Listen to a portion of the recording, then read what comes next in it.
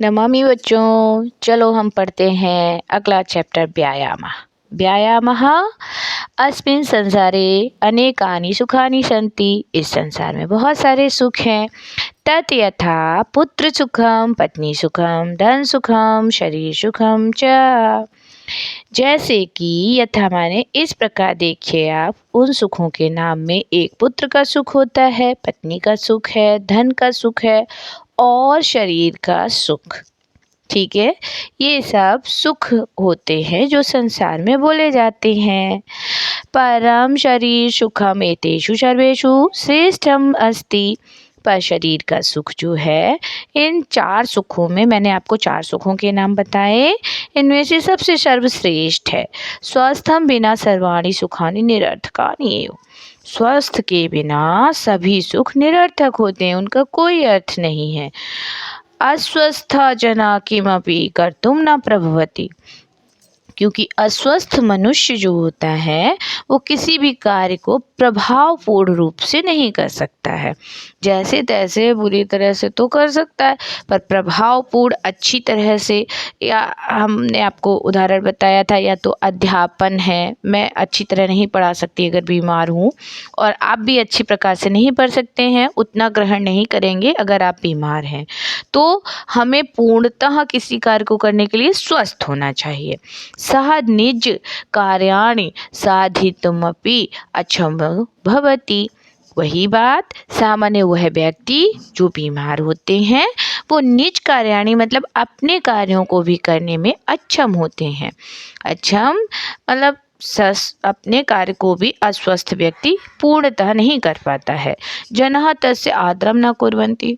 और बीमार इंसान जब पड़ा रहता तो लोग उसका आदर भी नहीं करते हैं, उसका सम्मान नहीं देते हैं बीमार व्यक्ति को। अरे तो खांसता ही रहता, हटा हटा कोरोना है ना।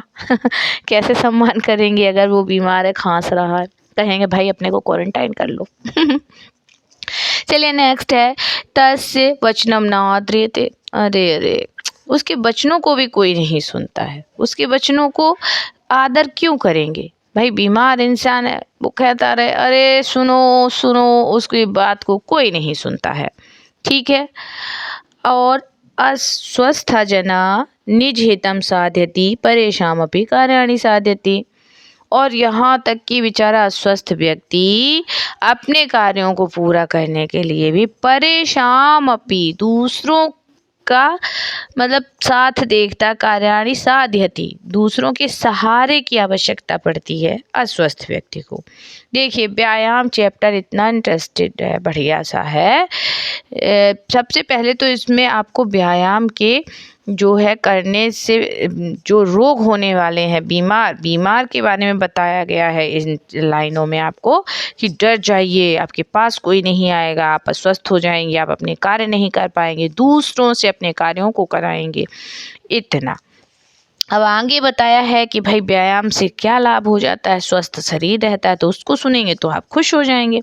अभी स्वास्थ्य लाभाय जना व्यायाम कुर्वन्ति। स्वास्थ्य लाभ पाना है, अगर आपको लंबे समय तक स्वस्थ रहना है तो व्यायाम करिए। व्यायामस्य अनेका प्रकारा भवन्ति। और व्यायाम के भी अनेक प्रकार होते हैं। बालका सुगम व्यायाम कुर्वन्ति। बालक लोगों को सुगम सरल व्यायाम करने चाहिए। ते आसानी अपि कुर्वन्ति। और वो कुछ आसन भी कर सकते हैं। बच्चे हैं, ताड़ासन करिए, लंबे होंगे, लंबाई के लिए ताड़ासन होता है। और वृद्धा जना सुगम व्यायाम एव कुर्वन्ति। और जो वृद्ध लोग होंगे आपके घर में, उनको भी सरल सरल व्यायाम करवा दीजिए। ये नहीं कि बनवा दिया उनको वो आसन कोई, और वो फिर सीधे ही नहीं हो पा रहे हैं। ज़्यादा कठिन आप ऐसा ना करवाएं व्यायाम। बताया गया है कि अलग अलग कैटेगरी बच्चे हैं, वृद्ध हैं और युवा हैं, उनके लिए अलग अलग प्रकार के व्यायाम इस आपको चैप्टर में बताए गए हैं। नहीं दादा को, अपने बाबा को ले जाके 2-4 किलोमीटर दौड़ा दो, पता चले उनके पैर सूज जाएं और वो आपकी पिटाई और लगा दे, कहाँ से चैप्टर पढ़ के चली आई, हमें दौड़ लगवा दी। नहीं, उनको सुगम व्यायाम करना है। सुगम माने सरल सरल, आसान से में रामदेव बाबा का अनुलोम विलोम कर लें, ओम, जितनी सांस रुके उतनी, ये भी नहीं कि भैया आपको 2 ही मिनट तक बाबा जी रोकनी है ना, ऐसे नहीं करते हैं। युवा न धावनम कुर्वन्ति। अब युवक लोग जो हैं वो आपने दौड़ते हुए सुबह सुबह देखे भी होंगे कि भाई हम सर्विस की तैयारी कर रहे हैं और पुलिस विभाग उनको अच्छा लगता है तो दौड़ रहे हैं युवा। तो युवा दौड़ा दीजिए आप 2 4 8 10 किलोमीटर, वो दौड़ जाएंगे, बाबा को ना दौड़ा देना और तुम भी मत दौड़ना, क्योंकि तुम्हारी भी हड्डियां भी इतनी मजबूत नहीं है। सुगम व्यायाम बच्चों के लिए है। तेषु केचन कठिनम व्यायाम कुर्वन्ति, और कुछ वो कठिन व्यायाम भी कर लें जो युवक हैं, उनमें शक्ति है।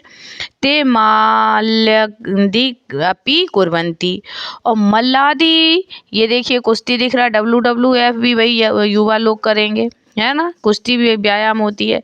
और भ्रमण अपि श्रेष्ठ व्यायाम अस्ति, और भ्रमण के लिए तो टहलना तो बिल्कुल श्रेष्ठ व्यायाम है, सबसे ही बढ़िया है। अब टहलना आप अपने अपने स्तर से चलिए, जिस रफ्तार में आप चल सकते हैं। युवक हैं तो तेज़ तेज़ चल सकते हैं, और वृद्ध बहुत तेज़ चल जाएंगे तो BPPI हो जाएगा। तो इसलिए अपने स्तर का व्यायाम आप करेंगे। छात्राः विद्यालये क्रीडन्ति, और छात्रों को विद्यालय में खिलाया जाता है, इसीलिए कि ये भी उनका एक व्यायाम है ना। और गेम्स के पीरियड होते हैं स्कूलों में। छात्रा विद्यालये क्रीडन्ति, छात्रों को विद्यालय में भी खेलना है। और अयमेव तेषां श्रेष्ठ व्यायामास्ति, और खेलने से उनका मनोरंजन भी होता है और ये एक श्रेष्ठ व्यायाम भी है। श्रेष्ठ मतलब बहुत अच्छा कोटि का व्यायाम भी है कि खेल लेंगे, और थोड़ा सा पढ़ने से उनको गेम से पीरियड जो होते हैं उसके समय में पढ़ने से थोड़ा उनको अवसर भी मिल जाएगा कि हाँ भाई हम खेले, मन भी अच्छा हो जाएगा, और श्रेष्ठ व्यायाम है। और तत्रते पाद कंदुकम, पाद कंदुकम तत्रते, उन गेमों में जो स्कूलों में होते हैं, हमारे स्कूल में भी है, उसमें पाद कंदुकम है, पैरों से खेलने वाली है जो उसको फुटबॉल कहेंगे, और हॉकी इत्यादि क्रीडाम क्रियन्ते, और हॉकी भी आप खेलेंगे। ये सब जो हमारे फिजिकल होते हैं वो व्यायाम है ना। और इस व्यायाम में आपको मेंटल वाले व्यायाम नहीं है कि भाई चेस खेल रहे हैं, लूडो खेल रहे हैं तो एक जगह बैठ के खेलें, वो इस व्यायाम के अंतर्गत नहीं आते। क्रीडनेम तेषां व्यायामो भवति, और खेलने से ही उनका एक व्यायाम हो जाता है। अनुशासनस्य भावना वर्धते, और अनुशासन की भावना भी होती है गेम्स में, किसी भी खेल में। क्रिकेट है, आपको इधर आगे हॉकी बताया गया है, फुटबॉल बताया, तो इससे अनुशासन की भावना कैसे आती है? अनुशासन भावना वर्धते, भाई उसमें किसी भी खेल को आप बिना नियमों के नहीं खेल सकते हैं। नियम होते हैं ना खेलने में, तो नियमों का पालन करने से आपके अंदर एक अनुशासन की भावना स्वयं से आ जाएगी कि इतने प्लेयर हैं और इस समय ऐसे रन लेना है, और हमने ये छू लिया तो ऐसे वाइट बॉल हो जाएगी, ये सब है, आप सब जानते हो। अनेन तेषां ज्ञानम वर्धते, और अनेक प्रकार का ज्ञान भी बढ़ता है। जब हम गेम्स खेल रहे हैं स्कूल में और व्यायाम हो रहा है तो अनुशासन की भावना भी आ रही है, और गेम्स के विषय में हमें जानकारी भी हो रही है। GK में जनरल नॉलेज में पूछ लेते हैं कि फुटबॉल में कितने खिलाड़ी होते हैं, और क्या इसके बारे में आपको नॉलेज हो जाएगी। आगे है कि व्यायाम से अनेक लाभा सन्ति, और व्यायाम के और भी अनेक लाभ होते हैं। क्या बताए हैं? व्यायामेन शरीरम निरोगी भवति, निरोगी हो जाता है शरीर। अनेन शरीरे रक्तस्य संचारः सम्यक भवति, और रक्त का संचार सम्यक रूप से, बिल्कुल सुचारू रूप से होता है रक्त का संचार जो खेलते हैं। और रक्तस्य निर्माणम व्यायामं भवति, और व्यायाम से हमारे शरीर में नवीन रक्त का निर्माण भी होता है व्यायाम से। और व्यायाम अंगानि स्वस्थानि भवन्ति, ये व्यायाम के लाभ हैं कि व्यायाम से हमारे अंग जो हैं स्वस्थ हो जाते हैं, और बुद्धि निर्मल हो जाती है। चेता प्रसाद गच्छति, और मन प्रसन्नता को प्राप्त होता है। देखिए जब भी आप खेल के आएंगे बड़ा बढ़िया बढ़िया लग रहा है, पढ़ने के लिए कह दो तो कहो बीमार हो जाए, है ना। अनेक अस्माकं जठराग्नि प्रदीप्ता भवति, और खेलने से सबसे बढ़िया बात है कि जठराग्नि प्रदीप्त हो जाती है। जठ माने होता है पेट, पेट में लगने वाली आग। भूख बहुत लगेगी अगर आप खूब सारा खेलेंगे, तो उससे आपकी वो भी भूख भी अच्छी हो जाएगी। किसी किसी को भूख नहीं लगती है तो डॉक्टर भी उनको बोलते हैं ना कि टहल के आया करिएगा भाई, हमें पेट भरा भरा सा लगता है तो डॉक्टर उनको टहलने के लिए कह देते हैं। वही चीज़ है कि इससे हमारी पेट की वो भी अच्छी हो जाती है भूख। वस्तुतः व्यायाम से अनेका लाभ सन्ति, और वास्तव में ये सब गिना के बता रहे हैं कि वास्तव में व्यायाम के बहुत सारे लाभ होते हैं। ओके, अब आप इसको पढ़िएगा। Thank you.